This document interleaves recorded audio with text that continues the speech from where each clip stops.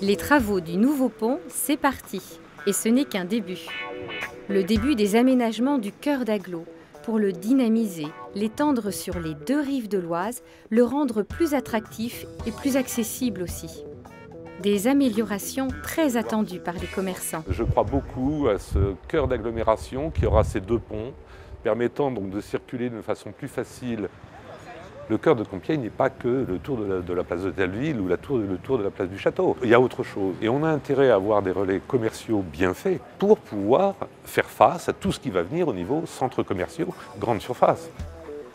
Pour circuler, un nouveau plan est à l'étude, avec des zones semi-piétonnes. Le sujet d'aujourd'hui, de rendre cette rue piétonne, ce serait vraiment un rêve. D'ailleurs, on en parle très souvent entre nous, pour tous les petits commerçants qui sont dans cette rue des pâtissiers. Tout le monde aménagerait son trottoir de façon agréable, il y aurait des terrasses, enfin ça serait une rue qui serait rendue vivante.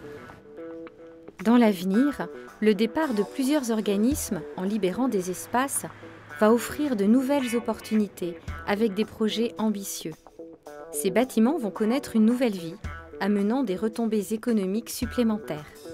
Mais aujourd'hui, le concret, c'est ce nouveau pont dont les travaux ont débuté.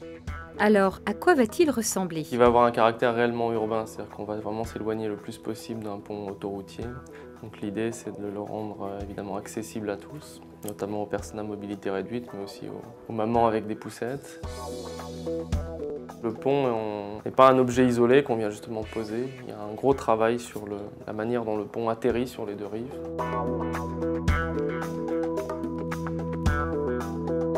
Alors côté Compiègne, l'arrivée du pont sur la rue du Port à Bateau va complètement changer la donne au niveau de l'UTC, donc plus d'espace vert, une place, une réhabilitation peut-être de certains bâtiments. Un cœur d'agglo Compiègne-Marny, ça veut dire aussi des travaux rive droite. Ça va permettre aussi de complètement réhabiliter ce quai de l'Écluse avec l'aménagement, la démolition des garages.